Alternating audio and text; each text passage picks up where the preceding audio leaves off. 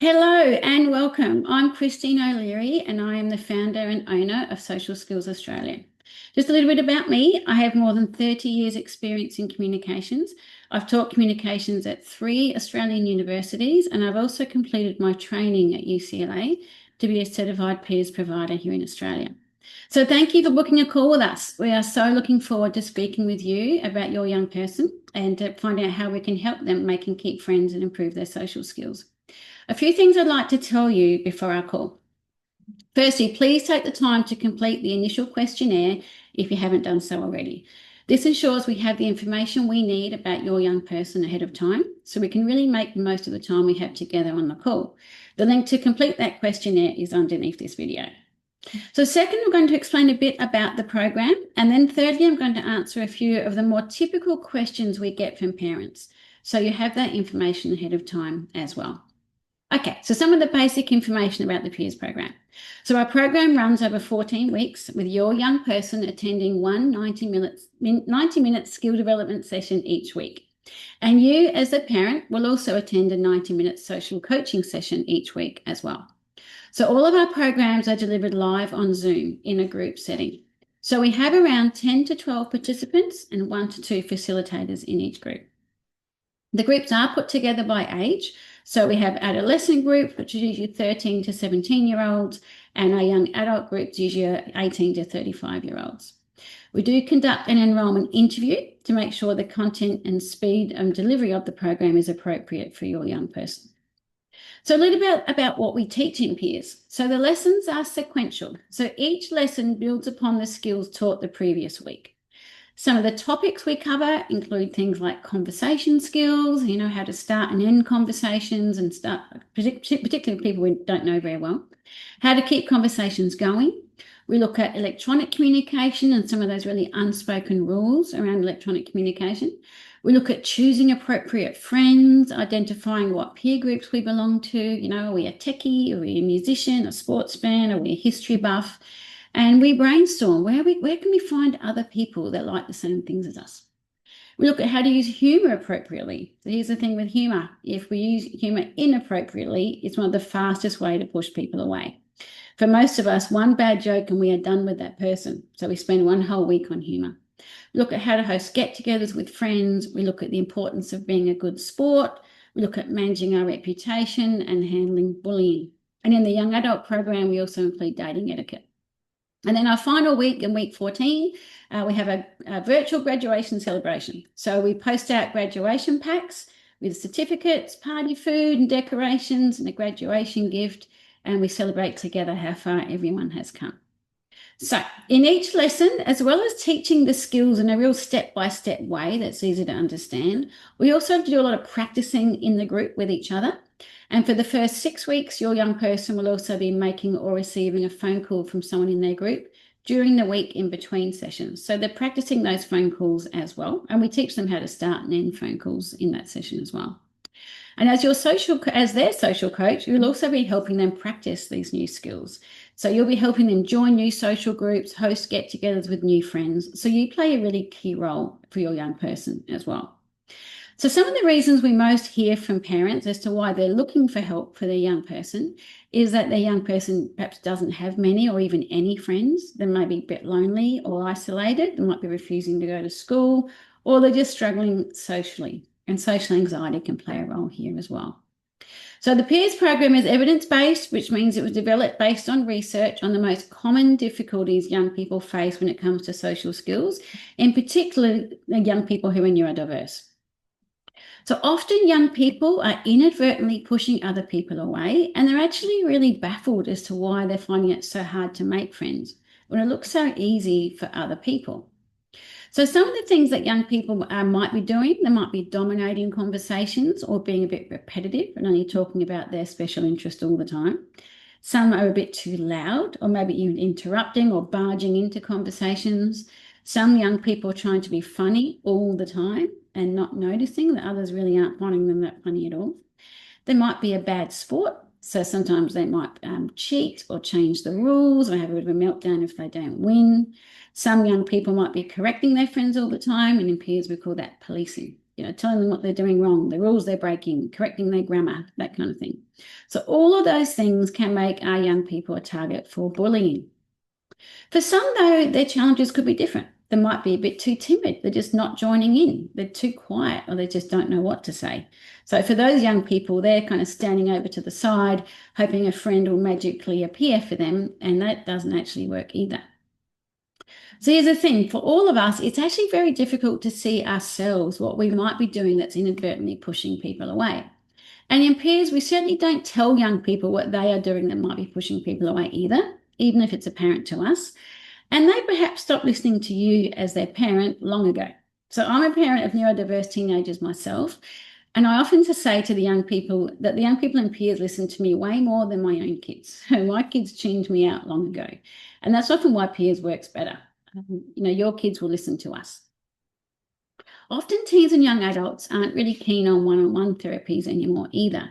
So they really much prefer learning in a group setting with other people their own age. And once they get over those initial nerves and they can tell this is a very safe space, they actually really enjoy coming.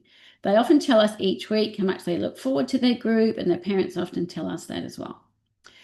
So how do we do it? Well, we don't tell anyone what they're doing wrong. What do we do? So instead, the way we introduce each topic is that we'd say, here's something we know through research can be really risky when we're trying to make and keep friends. And then we all watch a role play video together of someone doing one of those things I've mentioned above, policing their friend or being a conversation hog or barging in and taking over a good conversation. Then we have a chat about what we're seeing. So, what didn't work so well? What was it like for the other people? So we kind of have a chat as a group of what we've seen on that video. As I've mentioned, it's a lot easier to see someone else doing that thing than we could ever see if it was ourselves. And of course, it's not confronting at all. We actually find that the young people we work with are very happy to talk about what they're seeing on that video when someone else is doing it. Then we have the step-by-step lesson on what might work better. For example, sharing the conversation and taking turns, or waiting for a pause when joining a group conversation and making sure you talk about the topic already being talked about. And then we watch another role play video showing this more helpful strategy, and we talk about that and why that seems to have been more successful. For the young people, what we see is a bit of a dawning realization within themselves of what they might have been doing all along that was pushing people away, and an understanding of what may work better. So we get almost no pushback from the teens and young adults in our groups because of the way we deliver each lesson. It's done in a very careful way that's not confrontational at all. In fact, what we often do see is that sometimes from the very first week, young people really pick up and run with what they're learning, and they start changing the way they communicate. They stop doing the things that weren't working for them so well, and they start picking up new strategies and skills that work better. Another thing worth mentioning, we present all of the information in peers as either risky or helpful when we're talking about making and keeping friends. But we also reinforce that it is up to each individual to take on what feels right for them. We're very committed to making sure each young person has a voice, so anything they decide to use really is a personal choice. Okay, that's a bit about the program. Now I just want to go through some of the questions we often get from parents so that you can have these answers ahead of time. One question we get sometimes, do they need to have their cameras on? The answer is yes. Ideally, we're in a group setting, we want to be able to see each other. However, we do allow them to ease into having their camera on in the early weeks if they're a little anxious at first. Another question we get is, what if they're a bit too anxious to participate? Well, that's why we do the Zoom enrollment interview, to make sure that they will be able to participate. Generally, everyone's pretty anxious in the early weeks though, so we can ease everyone in gently if they gradually want to participate at a level that they're comfortable with. Sometimes we get asked from parents, can your young person attend a trial lesson? The answer to that is no. So we spend several months on each intake, talking to parents, interviewing participants on Zoom, providing as much information as possible so you can make an informed decision. Once you join though and you enroll and that group is established, they all get to know each other in those first few weeks. So we don't allow trials or changing groups, and it really is too disruptive for everyone. So we really focus on group cohesion and building that trust among group members in the early weeks, so we don't allow any changes after that. Another question we often get asked is, do we offer in-person lessons? And again, the answer is no. So all of our groups are delivered live on Zoom, so you can join from anywhere around Australia. This is because anxiety is much better managed when you're in a familiar setting. Attendance is better. Everyone's there every week. That's really important.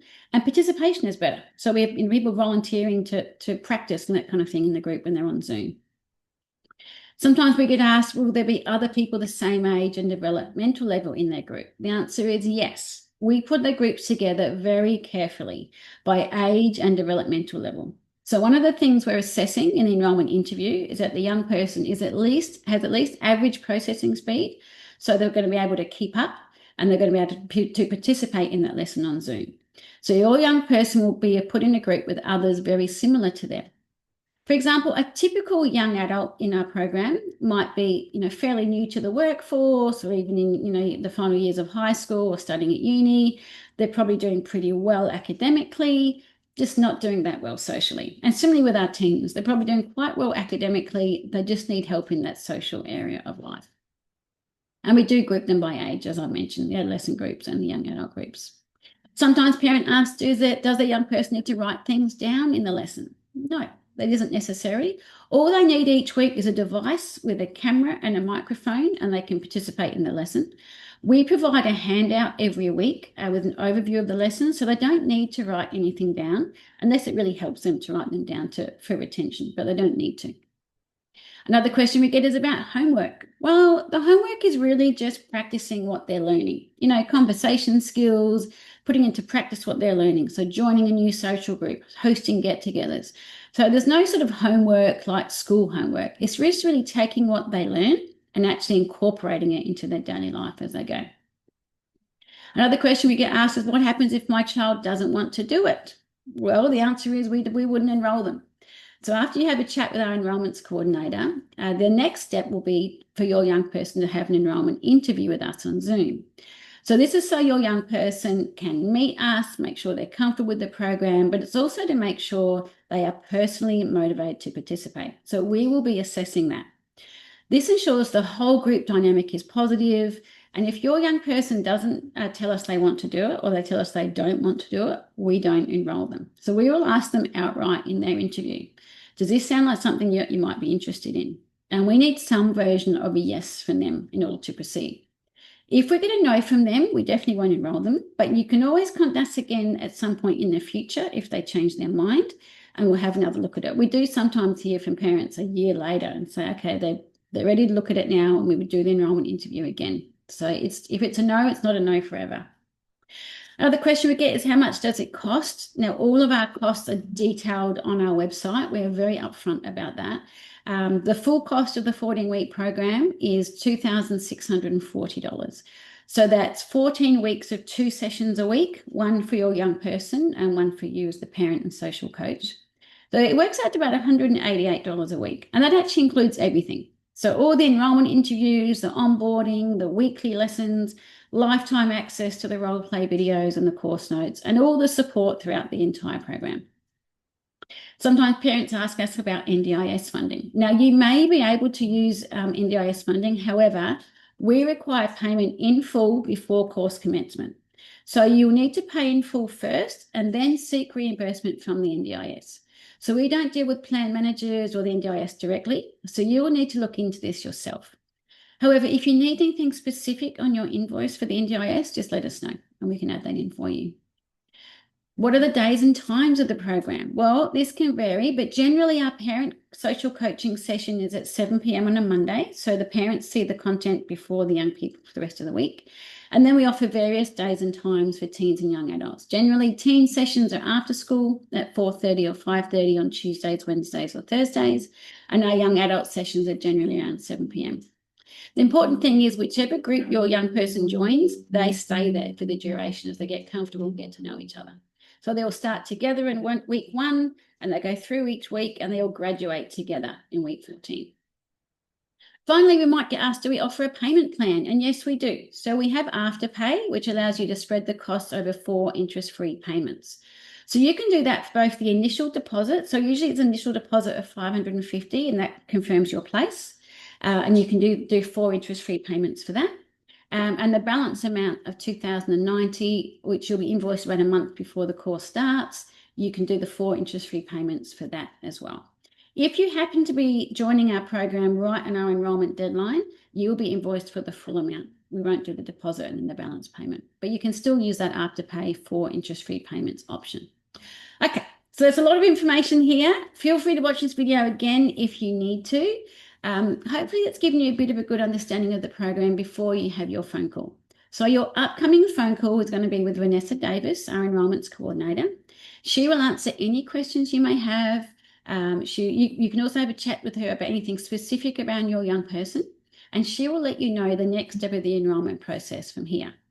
So we have a team of qualified facilitators here at Social Skills Australia, but I generally run the parent session each week on the Monday evening. So if you do join us, we will meet again. You'll be meeting with me every Monday, even if your young person has a different facilitator for their session later in the week. Okay, so good luck. I hope Peers is exactly what you're looking for your young person. I look forward to seeing you when we begin. Goodbye for now.